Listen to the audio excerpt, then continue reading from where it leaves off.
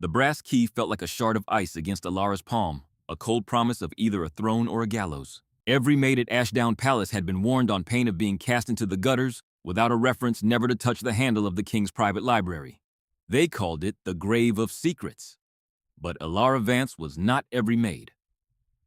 As she stood in the shadows of the third-floor corridor, the coarse wool of her servant's dress chafed against her skin, a constant stinging reminder of the 7 years she'd spent in exile. Downstairs in the great hall, the heavy chime of the grandfather clock struck 8.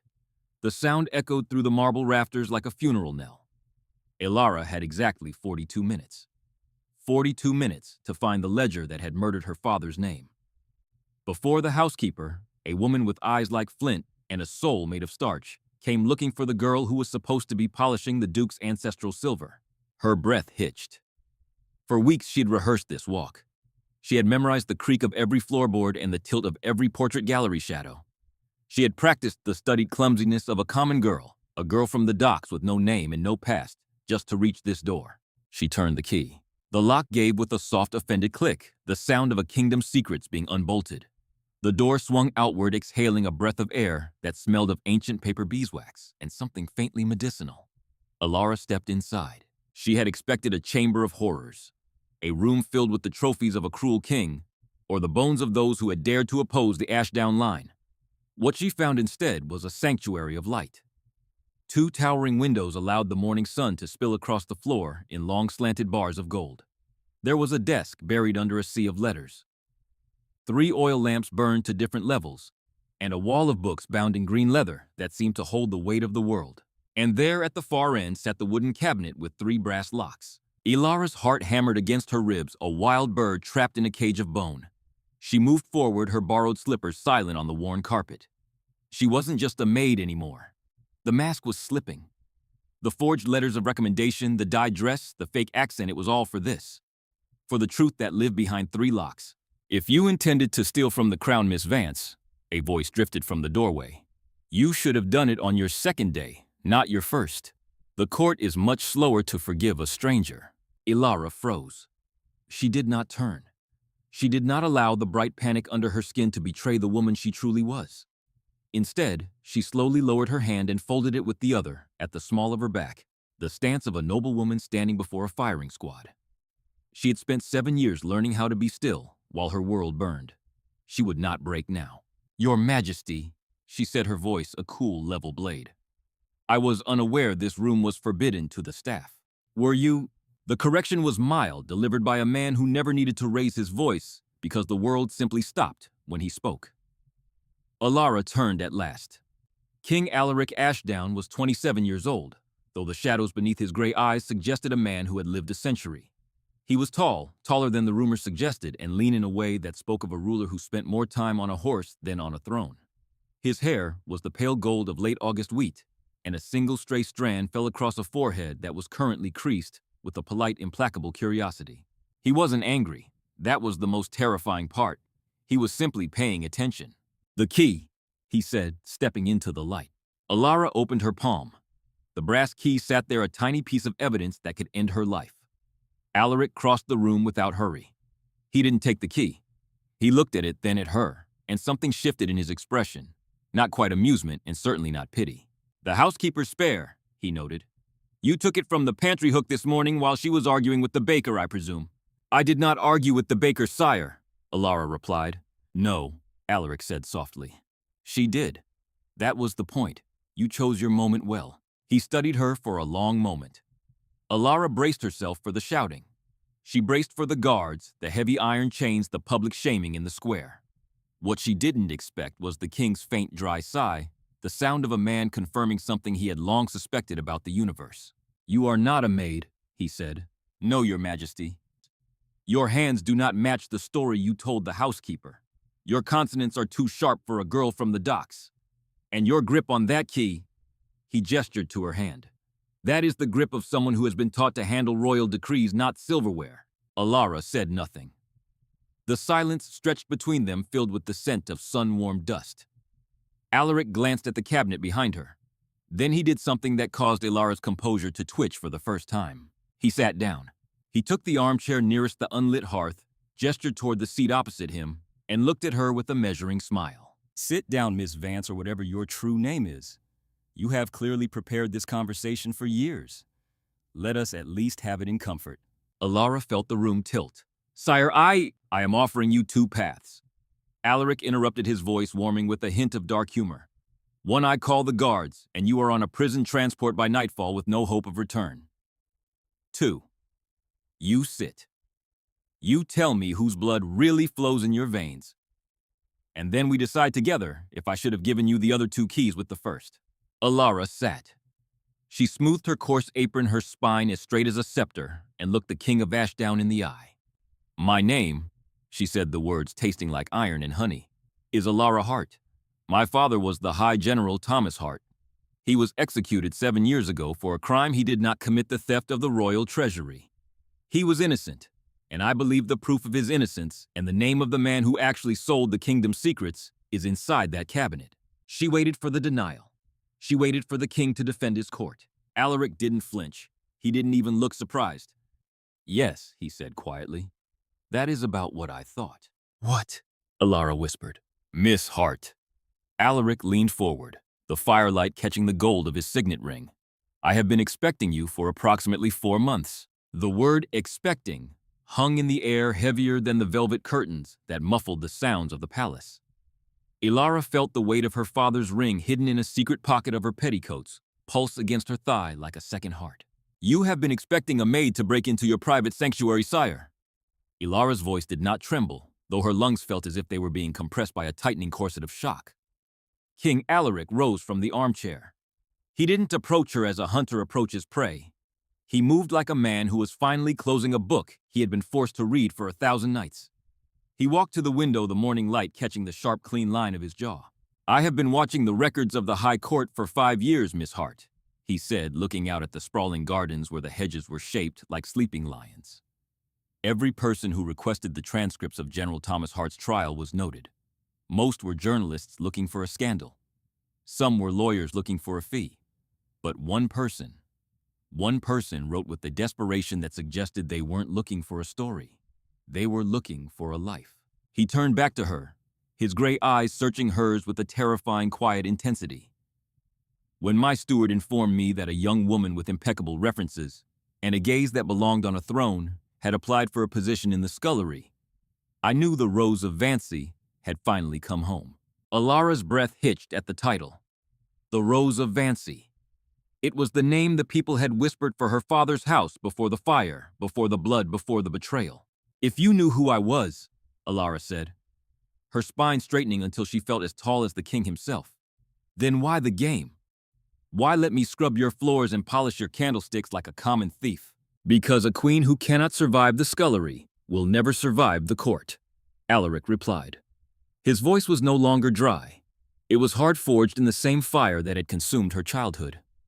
The man who destroyed your father, Lord Regent Malachor, is not a man who can be defeated with a simple piece of paper. He is a serpent who has wrapped himself around the very pillars of this kingdom. To unseat him, I needed more than a witness. I needed a partner who had been tempered by the cold. I needed someone who had seen the bottom of the world, so she would never fear the top.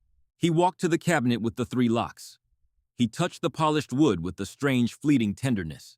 My sister Sophia died because of Malachor's regrettable arithmetic. He whispered his back to her.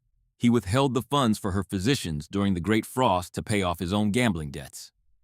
I was 19. I wore a crown that was nothing but a circle of thorns.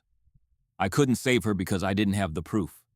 But your father died because he found that proof.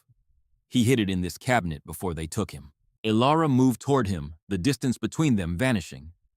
The maid was gone now. In the slanted gold light of the library, she was the general's daughter. She was a Vance. My father told me once, she said softly, that the truth doesn't need a voice to be heard. It only needs a heart brave enough to hold it. Alaric looked at her, and for the first time Elara saw the man behind the king. A man who had been alone in his own palace for 9 years, surrounded by enemies who smiled and allies who whispered. I have the first key, Alaric said, pulling a second brass key from his waistcoat. This opens the ledger of the treasury. It shows where the money went, but it does not show who sent it. For that, we need the third key. The one Malachor keeps around his neck like a trophy. He is coming here, Elara stated. It wasn't a question. In 11 days, for the Hawthorn Ball. He believes this house is his to command. He believes I am a weak king who prefers his books to his borders. Alaric stepped closer. He was so near now that Elara could smell the scent of cedar and cold mountain air that clung to his coat. He will see you, Elara. He will recognize the way you hold your head. He will see your father's eyes in your face, and he will try to crush you before you can speak. Let him try, Elara said, her voice a low, fierce promise. I have spent 7 years kneeling. I have forgotten how to fear men who think they are gods. Alaric smiled, then a real smile that reached his eyes and stayed there. It was the smile of a king who had finally found his general. I believe you, he said. He reached into the cabinet and pulled out a small velvet-lined box. Inside sat a ring not her father's, but a signet ring of the Ashdown line, a heavy gold band with a sapphire as blue as a winter sky. In this house, you will remain Eleanor Vance, the maid, to the eyes of the staff. He commanded, his voice regaining its royal authority. Mrs. Hallowell is loyal to me, but she is a woman of rules. You will work. You will polish. You will carry the linens. But at night in this room, you will be Elara. We will plan. We will study the ledgers. And my sister Seraphina will arrive in 4 days to ensure that when you walk into that ballroom, you do not walk as a servant. You will walk as the woman who will bring this kingdom to its knees. Elara looked at the ring, then at him. And what happens on the 12th day, Alaric? When the ball is over and the truth is out? The king of Ashdown didn't answer immediately. He looked out at the lake where the water was beginning to shimmer with the heat of the rising sun. On the 12th day, he said, his voice dropping to a whisper that felt like a vow, we see if the crown is heavy enough for 2. Elara felt a visceral shift in the room. The alliance was no longer just about justice. It was about destiny. She curtsied, not the quick, jerky curtsy of a frightened maid, but the slow, sweeping reverence of a princess, acknowledging her equal.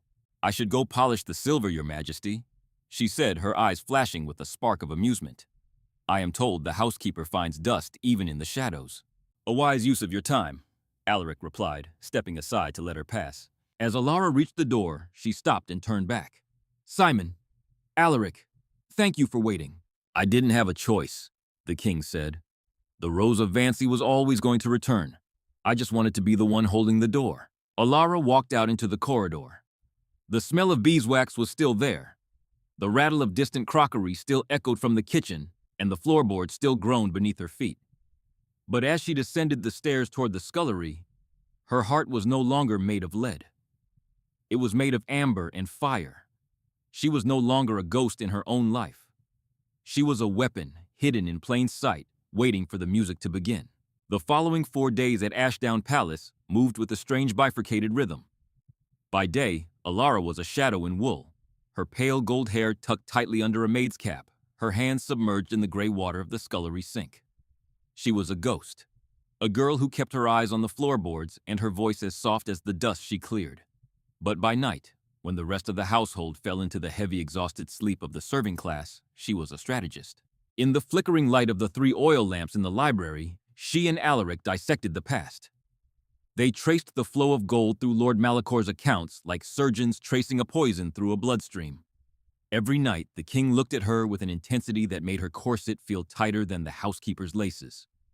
He didn't just see a maid. He saw a partner. He saw a Vance. But the palace was a beast of 1,000 eyes, and its most dangerous eye arrived on a Tuesday afternoon in a carriage the color of a bruised sunset. Princess Seraphina Ashdown did not simply enter a room, she colonized it. She stepped onto the gravel of the driveway in a driving coat of saffron wool. Her gold hair, the exact shade of her brother's, swept up in a style so sharp it looked like a weapon. Behind her, a small army of footmen scrambled to handle a mountain of trunks that looked as if they contained the entire wardrobe of a small nation. Elara was standing in the pantry drying a set of crystal water glasses when the gravel announced the princess's arrival. Through the narrow window, she saw Alaric emerge to greet his sister. She saw the way Seraphina threw her arms around the king's neck, a rare visceral display of royal affection, and then she saw Seraphina's gaze pivot. The princess's eyes were not gray like Alaric's.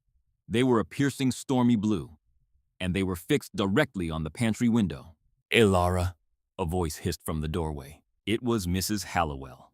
The housekeeper stood there, her face a mask of iron-pressed authority, though her hands were twisting her apron, a sign of rare agitation. "The princess is here. She has already demanded tea in the morning room, and she has requested a new face to serve it. Apparently her usual dresser stayed in the capital with a fever." Mrs. Hallowell stepped closer, her voice dropping to a conspiratorial whisper. "His Majesty has suggested you. Do not ask me why. If you drop so much as a sugar cube, I will have you in the village by nightfall. Do you understand?" "Perfectly, Mrs. Hallowell," Elara replied, her voice smooth and devoid of the fear the housekeeper expected. Elara pinned a fresh white apron over her gray dress and took the heavy silver tea tray. Her heart was a drum beating out a rhythm of ancient pride. She walked into the morning room with the measured, silent grace of a ghost. Princess Serafina was draped over a velvet chaise longue, looking at a map of the estate with the bored, merciless attention of a field marshal. Alaric stood by the fireplace, his jaw locked, his eyes tracking Elara as she crossed the carpet. "Set it there," Serafina commanded, pointing a gloved finger at a low table. Elara knelt. It was a visceral moment, the cold marble pressing against her knees, the scent of the princess's expensive French perfume, clashing with the smell of the soap Elara had been using all morning. As she poured the tea, her hand remained as steady as a mountain. Not a single drop of liquid marred the white linen. Serafina reached for the cup, but her hand stopped midair. She didn't take the tea. Instead, she reached out and took Elara by the chin, tilting her head upward into the direct glare of the afternoon sun. "Simon," Serafina said, her voice a sharp singing blade, "you told me you hired a maid. You did not mention you had found a girl with the collarbones of a duchess and the jawline of a rebel." Elara kept her gaze focused on the princess's saffron lapel. "I am merely a servant, your highness." "Liar," Serafina whispered, her blue eyes narrowing. She turned to her brother. "Simon, out. I wish to speak to this servant alone. If she is going to be part of your scheme, I need to know if she has the spine for it." Alaric hesitated. Elara saw his hand tighten on the mantelpiece, a silent signal of protection. "Serafina, she has work to do." "So do I," the princess snapped. "Out." When the door clicked shut behind the king, the atmosphere in the room shifted. It became a vacuum of power. Serafina stood up, pacing around Elara like a predator circling a strange new species. "I know that hair," Serafina said, her voice dropping the royal artifice. "I remember a ball when I was 10 years old. I remember a woman in dark green silk who laughed like a summer rainstorm, and a general who stood so tall the king himself looked small beside him. You are a Vance." Elara rose from her knees. She didn't wait for permission. She stood at her full height, meeting the princess's gaze with a level of defiance that would have seen any other maid whipped. "The Vancy name died 7 years ago, your highness," Elara said. "I am Elara Hart, and I am here to ensure the man who killed that name never draws a peaceful breath again." Serafina froze. Then, to Elara's utter shock, the princess laughed. It was a short, sharp sound of genuine delight. "Gods above," Serafina breathed. "Simon was right. You are a trap made of amber and steel." She stepped closer, her stormy eyes bright with a dangerous shared fire. "My brother is a good man, Elara, but he is a king. He thinks in moves and counter-moves. He thinks in years. I think in seconds. And in 11 seconds, I have decided that I am going to make you the most terrifying woman Lord Malachor has ever seen." The princess walked to a hidden cabinet in the corner of the morning room and pulled out a stack of ledgers and a pair of white silk gloves. "He arrives in 6 days, Serafina said, her voice now a low, cold thrill. "He will expect a broken house. He will expect Alaric to be weak and the staff to be cowed. He will not expect a ghost in a silk gown to hand him his own head on a silver platter. But before that," Serafina gestured to Elara's work-roughened hands, "we have work to do. You move like a soldier, Elara. We need you to move like a queen. A soldier attacks. A queen simply exists, and the world rearranges itself to suit her." Over the next 2 hours, the morning room became a battlefield of etiquette. Serafina sat in judgment as Elara practiced the walk, the tilt of the head and the subtle, devastating art of the royal no. "Slower," Serafina commanded. "You aren't trying to reach the end of the corridor. You are owning every inch of the marble you touch. Imagine you are wearing a crown that weighs 10 pounds. If you drop your chin, your neck breaks. If you look at the floor, you are dead." By sunset, Elara's muscles were screaming. The physical toll of the training was worse than the scrubbing of the floors. But as she stood before the tall mirror in the library that evening, she saw a visceral shift. The girl with the red knuckles and the tired eyes was fading. In her place was a woman with a spine made of iron and a gaze that could stop a heart. Alaric entered the room as the moon began to rise over the lake. He stopped at the sight of her. He didn't speak for a long time. He simply watched her, the way her shoulders were set, the way she breathed deep and controlled. "My sister is a cavalry charge," he said softly, walking toward her. "She is a force of nature," Elara replied, her voice echoing the regal tone she had been practicing. "She told me I move like a soldier." "You move like justice," Alaric corrected. He reached out his fingers, hovering just inches from her arm, hesitating before finally settling on the coarse wool of her sleeve. "Elara, Malachor is a monster. He has spent 7 years convincing the kingdom that your father was a thief. When he sees you, he will use every weapon in his arsenal to shame you. He will call you a servant. He will call you a liar." "He can call me whatever he wishes," Elara said, turning to face the king. "As long as he calls me your majesty before the night is over." Alaric's jaw tightened. "The third key, the one Malachor wears, it is a signet of the treasury. He uses it to authorize the payments that are currently bleeding the northern provinces dry. If we get that key, we don't just clear your father's name. We save the kingdom from a famine he is creating to line his own pockets." "Then we take it," Elara whispered.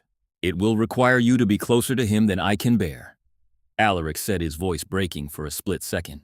"You will have to serve him. You will have to endure his touch, his breath, his mockery. I will be standing at your elbow, but for 1 hour, you will be the only shield between us and a civil war." Elara reached out. She did something she had only dared to do in her dreams. She placed her hand over Alaric's on her sleeve. "I have survived 7 years of his shadow, Simon.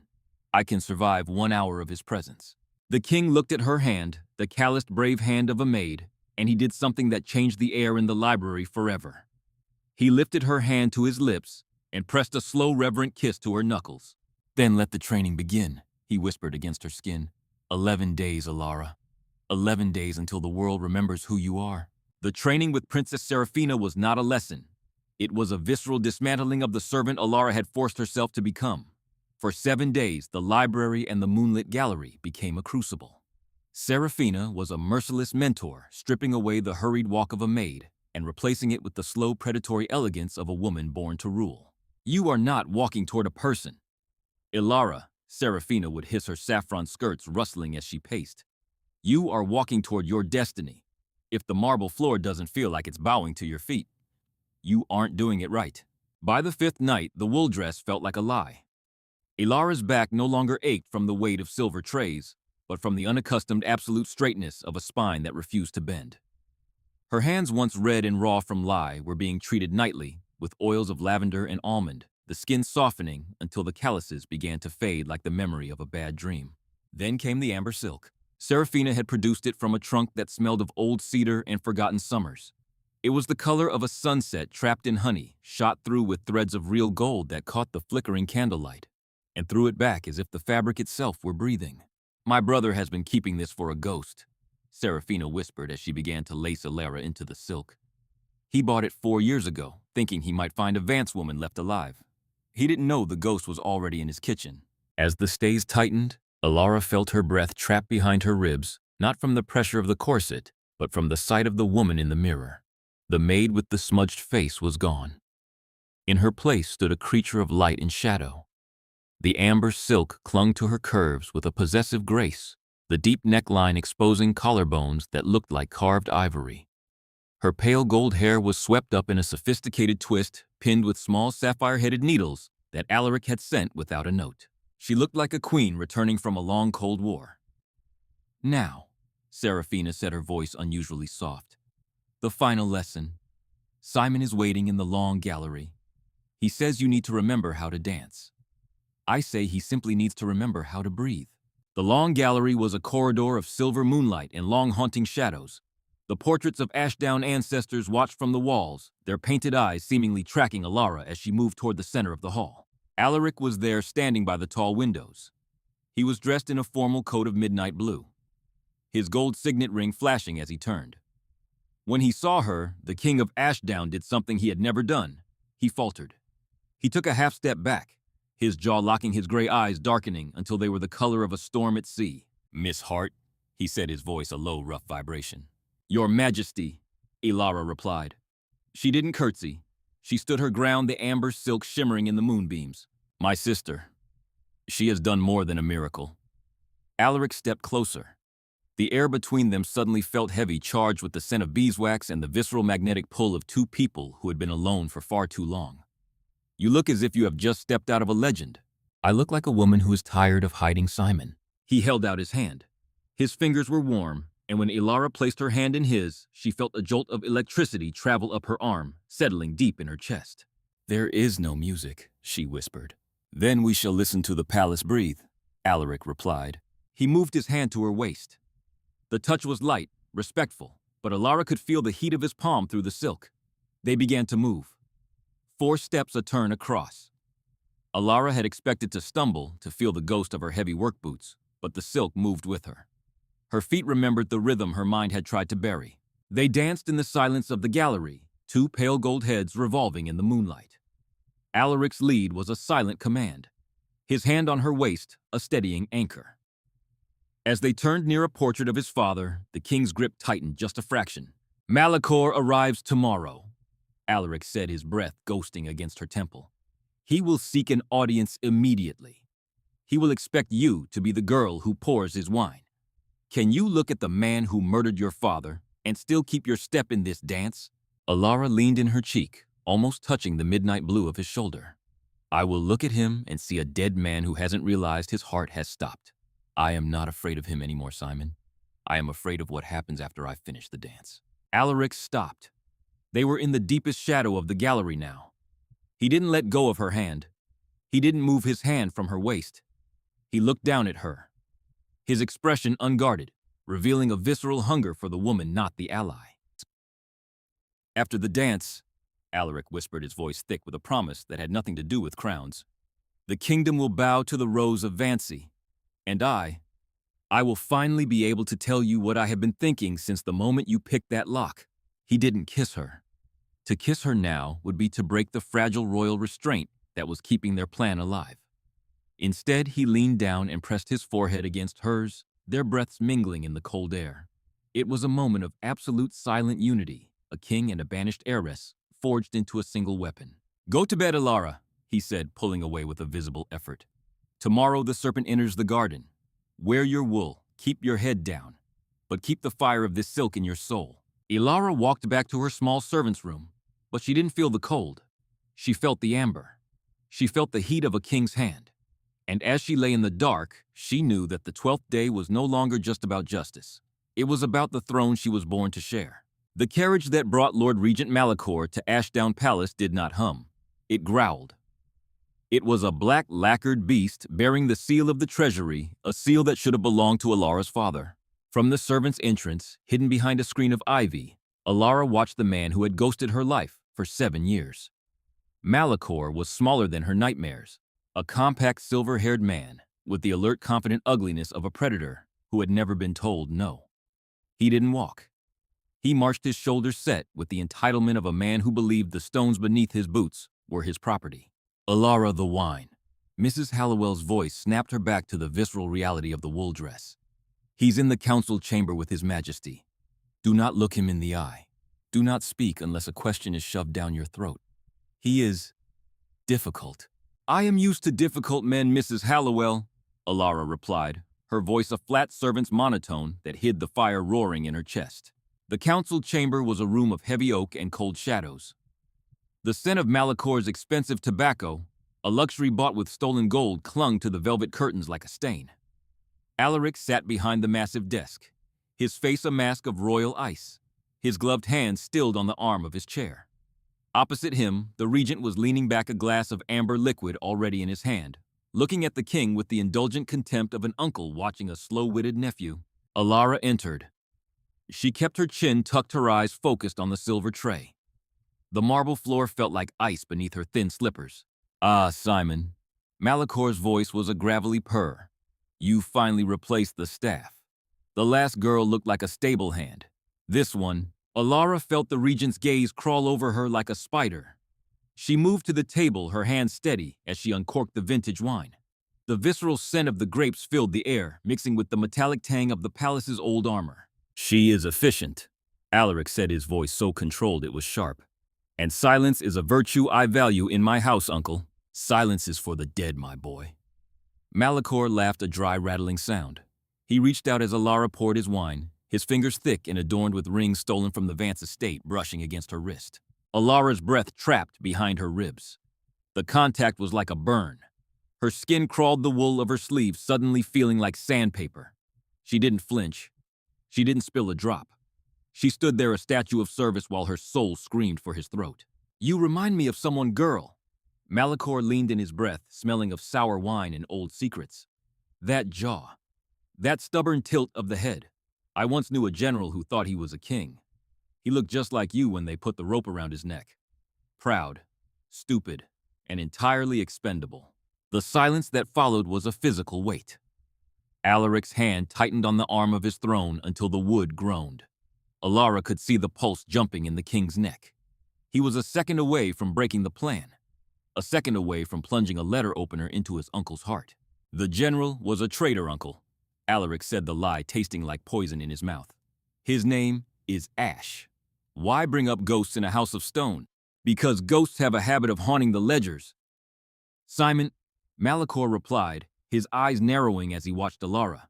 "The people in the north are whispering about a rose, a hidden heir. They think a ghost is going to save them from the taxes. I intend to find that ghost and bury it so deep the earth forgets the name Vance ever existed."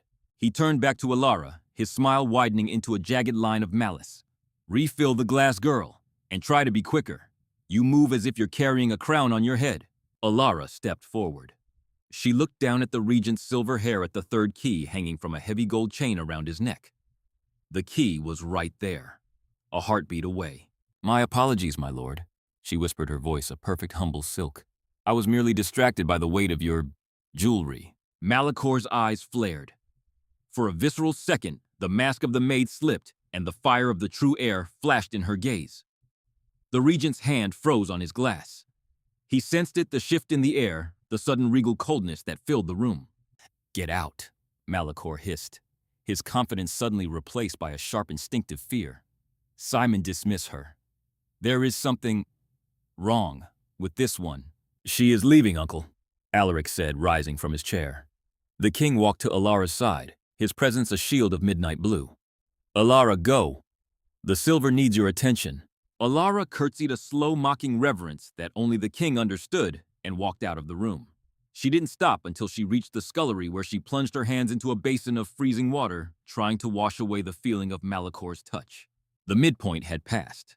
The serpent was in the garden, and he had smelled the rose. Princess Seraphina found her there, leaning against the cold stone wall, her breath coming in ragged gasps. "He saw you," Seraphina whispered, her saffron skirts rustling in the dim light of the kitchen. "He felt me," Elara corrected, lifting her head. Her eyes were no longer those of a maid. They were the eyes of an executioner. "He spoke of my father's death as if it were a joke. He wore my family's gold as if it were his birthright." "And you didn't break," Seraphina noted with a grim royal pride. "No, I didn't break, but the ball is in 3 days, Seraphina. And on that night, I am going to make sure the only thing Lord Malachor hears is the sound of his own world shattering." Alaric entered the kitchen, then ignoring the gasps of the scullery maids. He walked straight to Elara, his face a storm of fury and protective love. He didn't care about the staff. He didn't care about the rules. He took her hands in his thumbs brushing over her knuckles. "He will never touch you again," the king vowed, his voice echoing in the rafters. "I saw his face, Elara. He is afraid. He knows the foundations are rotting. We have the ledger. We have the witnesses. All we need is the confession." "He will confess," Elara said, her spine straightening. "He is a man of vanity. He thinks he is untouchable. At the Hawthorne Ball, I will give him the one thing he cannot resist, a captive audience who looks like his greatest sin."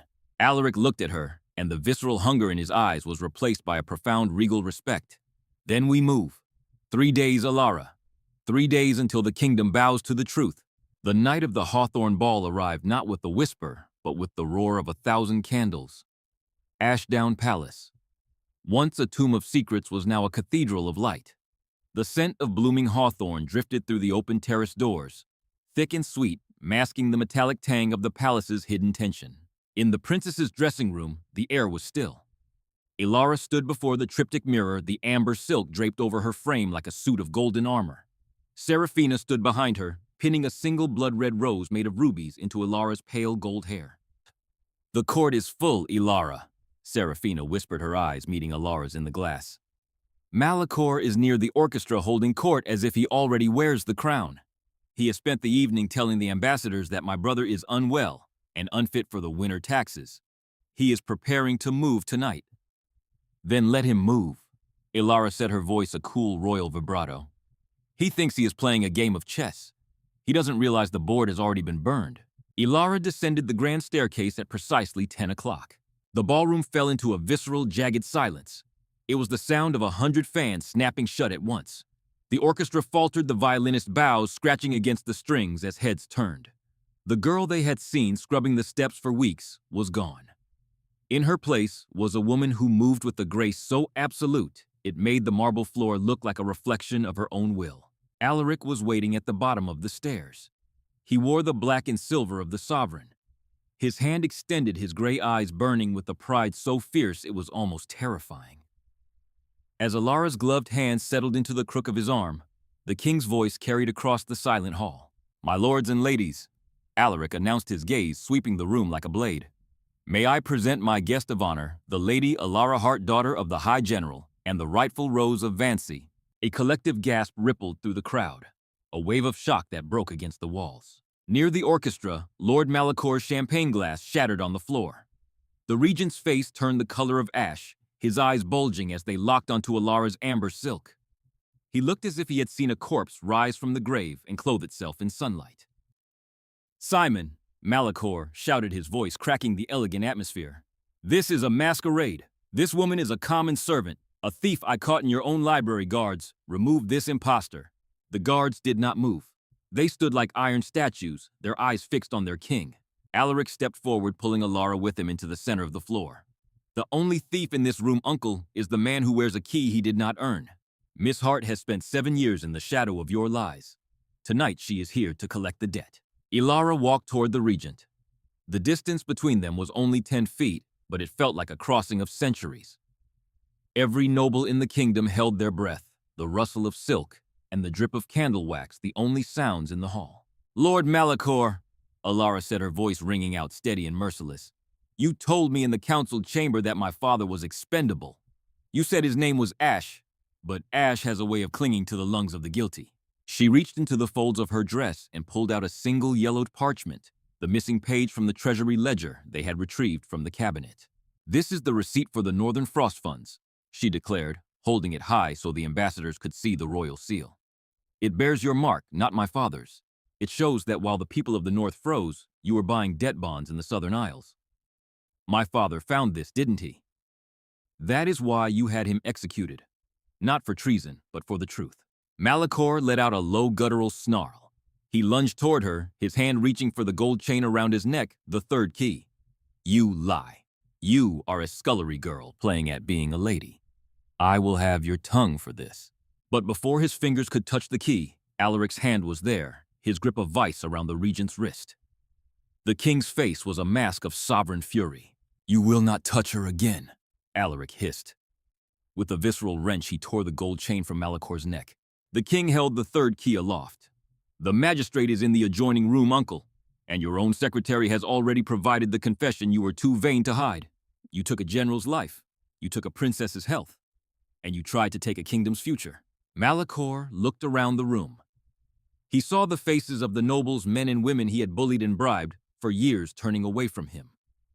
He saw the gentleman agriculturist, the magistrate stepping out from behind the tapestry with 2 royal marshals. The regent's knees buckled. He fell to the marble, the same marble Elara had scrubbed on her hands and knees just 10 days before. "Take him," Alaric commanded. "Strip him of his titles. Take him to the tower. He will await the High Court's verdict in the same cell where Thomas Hart spent his final night." As the guards dragged the screaming regent from the ballroom, Elara stood perfectly still.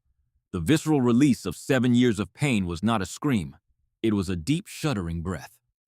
She looked at Alaric, and the king did something that turned the drama into legend. He knelt. The king of Ashdown knelt on one knee before the girl in the amber silk, and then one by one the 40 families of the kingdom followed. The rustle of 100 nobles kneeling at once sounded like the wind through a forest. "The rose has returned," Alaric whispered, his eyes fixed on hers. "And the kingdom is finally whole." Elara reached down and took his hand. Her fingers steady, her heart finally at peace.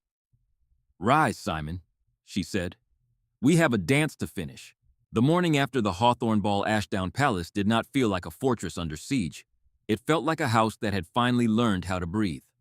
The heavy, suffocating silence that had occupied the corridors for 9 years had vanished, replaced by the crisp, bright energy of a new era. Elara woke not to the harsh ringing of the servant's bell, but to the soft, rhythmic sound of birds in the orchard and the smell of fresh jasmine placed on her bedside table. She lay in the silk sheets, her hands still healing from the lie of the scullery, feeling the unfamiliar luxury of rest.